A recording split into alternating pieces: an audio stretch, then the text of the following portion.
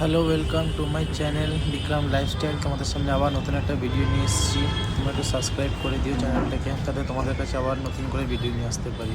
আমি আজকে ভিডিওটাতে তোমাদের দেখাতে চাইছি, এটা হচ্ছে আরতি স্ক্যান অ্যান্ড ল্যাব। এখানে MRI, CT scan, blood test, ultrasound সব রকমের টেস্টটা এখানে আমি কাজ করি।